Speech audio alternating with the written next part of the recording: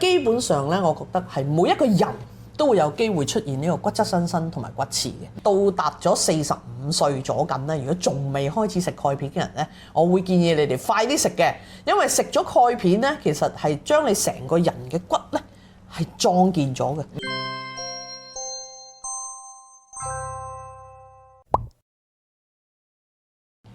小董開拓都市常見病第2季，今集咧我哋就會講下骨刺同埋鈣片嘅關係嘅。喺小董博士嗱，咁咧骨刺我成日都聽嘅，但係究竟咧點樣先為之骨刺咧？有陣時我自己喺度摸下呢啲咧，有啲一粒粒嗰啲咧，嗰啲又係咪骨刺定係乜嘢嚟？咁你都摸到你就勁啦。係啊，摸唔到嘅，摸唔到嘅應該。嚇嗱，有冇聽過骨質增生啊？都有嘅。咁你聽落去一個骨刺同一個骨質增生，你覺得喺形態上有啲咩相同同不同咧？我覺得骨質增生就應該係一個骨嗰度可能生多咗啲骨厚咗咁樣啦。係。骨刺我感覺就似係唔知係咪關節同關節之間突多咗條刺出嚟。OK， 嗱，骨質增生咧就係喺骨嘅邊緣。OK 就生出嚟嘅。係。咁骨刺咧好多時候我哋見到佢生下咧，會變咗有啲勾滯嘅。其實咧佢都可以統稱為骨質增生。OK， 咁但係咧我哋而家咧一般沿用就話生骨刺咧就係會見到佢喺個影像裏邊啊，會見到佢有個勾仔。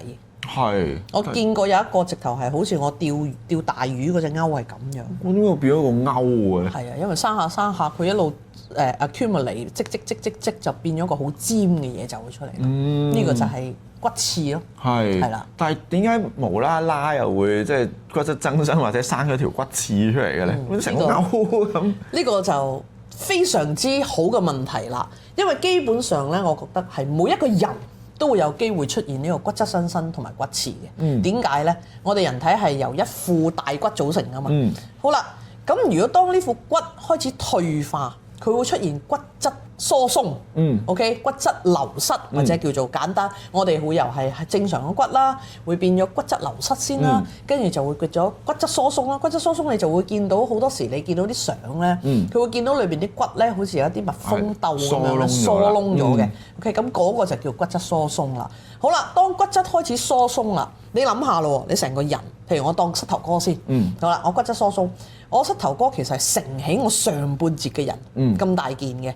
好啦，佢裏邊有即係一個膝頭哥，佢有筋腱、有肌肉掹住成個 join 嘅，係咪？好啦，你嚿骨唔夠力咯喎，咁你人體機制好聰明嘅，佢就覺得喂唔得啦，會成日跌㗎啦咁樣，嗰個腳咧唔夠力行下，佢會撲㗎啦，撲就會斷㗎啦。咁於是咧，佢就個腦就會 send message 出去，唔該你喺呢啲位咧同我生厚啲，將啲嘢啲骨咧唔該喺第二度同我調啲落去 ，OK？咁然之後咧就同我喺嗰度咧就生穩佢，咁於是咧喺嗰度就會積下積咗啲嘢出嚟。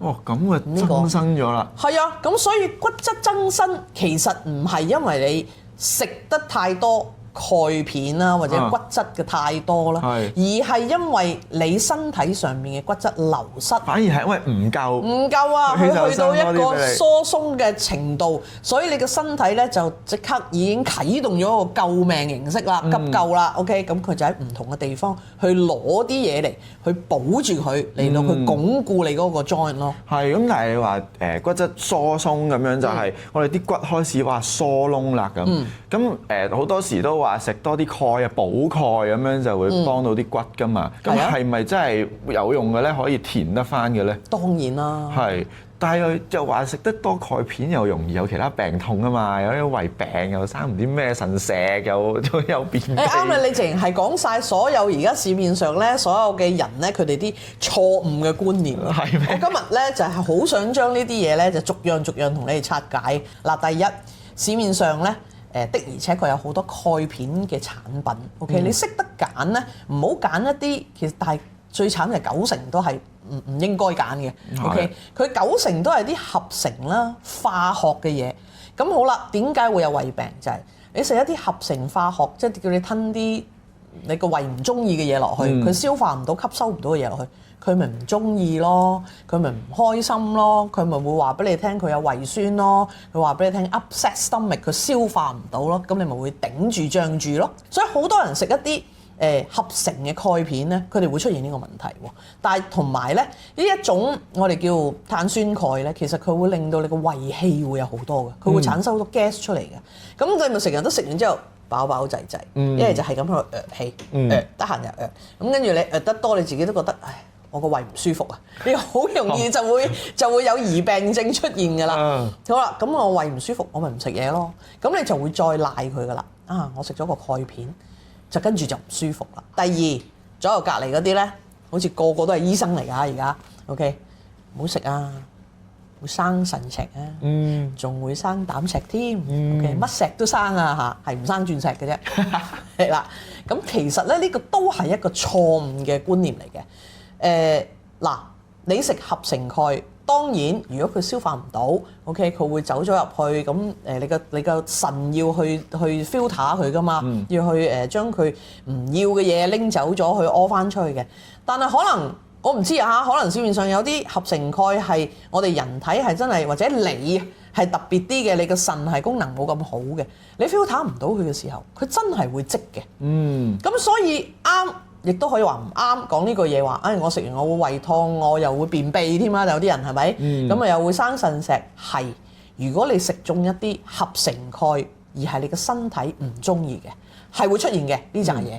但係如果你而家你已經知道市面上已經出現咗天然鈣好多年啦，10幾年啦，點解仲停留喺食合成化學鈣嗰個階段呢？天然嘅鈣呢，係喺我哋海底嚟嘅。係，海底上邊知唔知有好多珊瑚啊？係啊，有啊，好靚嘅珊瑚係咪？以前咧啲珊瑚咧，因為海水嘅質地咧仲係好靚，所以佢哋冇毀滅性地唔見晒、死晒嘅情況出現。但係近10幾年咧，其實我翻澳洲去潛水都好啦，我哋潛落去見到係全部一片灰色嘅，已經冇咗個五顏六色嗰個珊瑚嘅景象。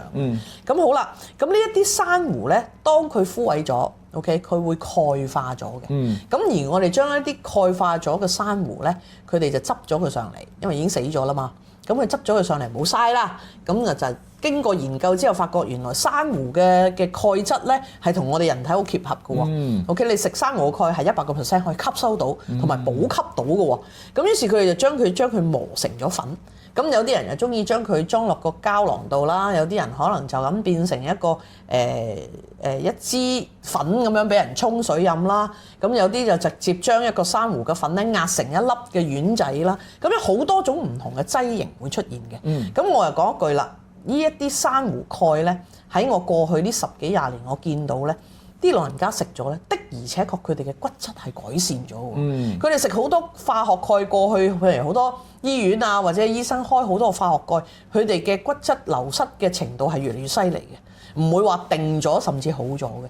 但係食天然鈣，我係見到佢哋係有好轉咯。尤其啊，我自己食啦都係好明顯係覺得就係你食呢個珊瑚鈣嘅時候咧，當你食到1個月到啦。啲牙仔啊，牙都係我哋鈣組成㗎嘛。啲牙仔突然之間，你會發覺，咦？點解今日我咬嘢咁爽嘅？即係以前咧，早可能我年紀大啦嚇，大你一大截啦。咁我哋去食花生咧，其實好小心，因為點解咧？驚隨時咬崩啊，係啦。第一啦，第二係唔夠力咬佢啊。因為唔夠力咬你好酸嘅嗰個感覺。OK，咁但係咧食完嗰個鈣片之後咧，你會發覺唔係喎，原來咬嘢咧係好實淨嘅。牙實淨係啦，我就直頭係一個夾嚟嘅，就可以夾走晒所有嘅好硬嘅殼類嘢啊，或者係一啲 nuts 嘢啊，全部都可以食得好好咯。咁呢個就係我話佢唔會出現咗胃痛啦、腎石啦、便秘嘅情況，因為佢100%天然。我哋身體好中意天然嘢嘅，你一落嚟佢見到welcome，咁佢就吸收晒佢，然之後補給翻你所有嘅地方。咁好啦，嗱我揀就揀天然鈣啦，咁啊避免去生嗰啲咩乜石咁樣啦。咁但係咧，有時如果我食得多啊，會唔會可能我個骨已經飽滿咗啦？咁佢多得滯嘅時候就開始喺面嗰度就越生越多咁樣嘅咧？嗱，食鈣片咧，我估你斷估唔會一樽樽咁食嘅，啲人都唔係好習慣地中意食呢啲藥啦嚇。而家係即係女人流失鈣質係快過男人好多嘅，尤其喺生個仔啦，或者喺更年期之後咧，就更加需要補鈣嘅。如果唔係咧，我哋將來咧再人口老化多段時間咧，我見到成街都係揸住拐杖噶啦，一係就4個腳嗰啲，一係就淨係坐電動輪椅。咁喺你哋到達咗45歲左近咧，如果仲未開始食鈣片嘅人咧，我會建議你哋快啲食嘅，因為食咗鈣片咧，其實係將你成個人嘅骨咧係壯健咗嘅。嗱，有啲人錯誤喎，佢咧自己嗰副咁大嘅骷髏骨咧，佢又唔去保養佢，佢走去咧食啲軟骨素去補骨同骨之間嗰嚿軟骨先，就忽略咗唔食嗰個鈣片去補成個人嘅骨。咁呢個咧就係一個好行錯路嘅方向啦，我覺得。即係先後調轉。係啦，調轉咗啦。你係咪應該將自己嚿骨撐得住自己先？如果唔係，你會越嚟越攣嘅。年紀一路大，你會見到自己咁樣一路攣落去嘅。係。OK，見到好多個老人家，有好多因為睇咗我10幾年咧，有陣時成日佢一入嚟，喂，唔記得食鈣片咧，攣咗喎你，或者矮咗喎，你會覺得佢係男士好明顯嘅。OK，如果男士都即係唔係話佢話流失到好緊要，但係我都覺得值得佢每年去做一次骨質疏鬆測試，去睇下自己咧個骨流失咧係咪令到你係需要鈣片啦。好啦，你頭先問嗰個問題。係咪長期食一啲好大量嘅鈣片？我頭先講咗啦，天然鈣你同埋你哋唔會咁樣食啦。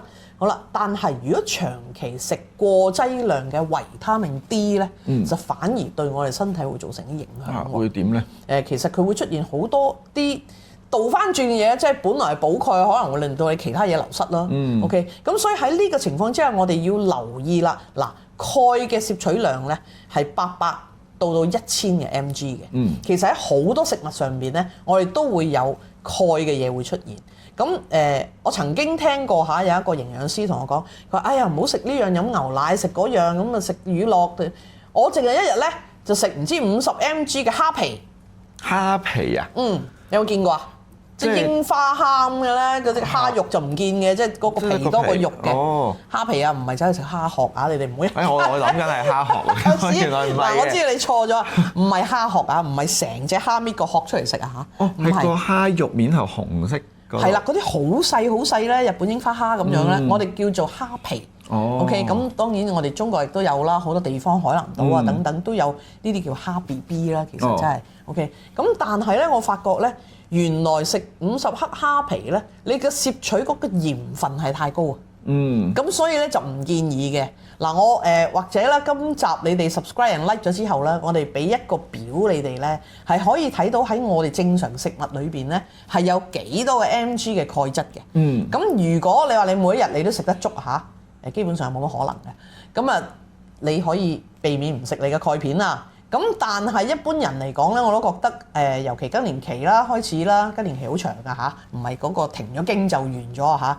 咁我就覺得應該係要向鈣片去埋手嘅。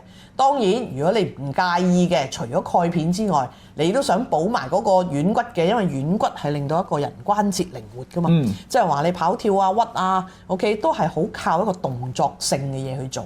咁如果軟骨你都可以補埋嘅，咁啊當然係最好啦。係啊，小東博士有冇一啲中藥嘅配方咧係可以幫手補鈣啊？嗱，其實咧喺早好多年咧已經有科學家佢已經研究咗咧中藥嘅女精子咧，有冇聽過啊？有。OK， 咁呢一樣嘢咧就已經係可以幫我哋嘅骨質流失去保養嘅。咁但係女精子1+1，我哋希望有個5出現嘅，你哋會加埋啲乜嘢咧？桑寄生，呢個都係補骨鈣嘅嘢啦。鹿腳筋，我哋將我哋啲筋腱拎好佢啦。OK，咁啊當然幫關節嘅嘢，我哋唔少得嘅係牛肝菌啦，同埋我哋嘅鹿尾巴啦。咁呢幾樣嘢咧加埋一齊去燉下，你唔使多嘅，我諗1個月你都燉3-2次啦。咁呢一個咧都會去防止我哋骨質嘅流失嘅。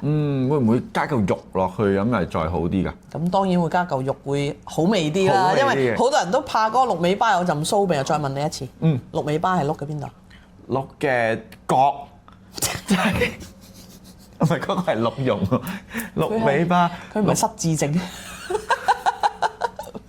鹿尾巴係鹿嘅生殖器。再俾你諗多次，鹿尾巴喎。但係真係鹿 What is 嗰條尾尾巴啊？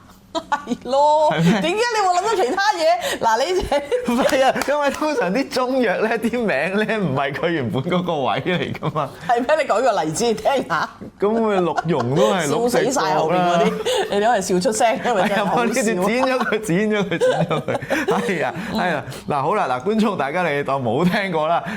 但係記住，鹿尾巴係真係鹿個尾，鹿嘅角係鹿茸，唔建議大家成日食，因為鹿茸係有激素嘅。鹿邊係啊，鹿邊。邊邊有力先至係鹿嘅生殖器，係得唔得啊？知道。下一集再問過佢。好，咁我哋今集咧就去到呢度先啦。嗱，如果大家有啲咩問題咧，記得喺下面嗰度留言去問翻小東博士啦。咁今集我哋就差唔多啦，下一集我哋會講啲咩咧？就係講男性好關注嘅脫髮啦、頭油啦，仲有頭瘡嘅問題。齊晒佢話佢。係啊，嗱，我唔知啊，總之下一集我哋再見啦，拜拜。小董醫師門市位於銅鑼灣同觀塘。如果想預約小董診症，可以打電話或者透過 WhatsApp 預約。想繼續第一時間收到小董影片，就記得讚好、分享同埋訂閱啦。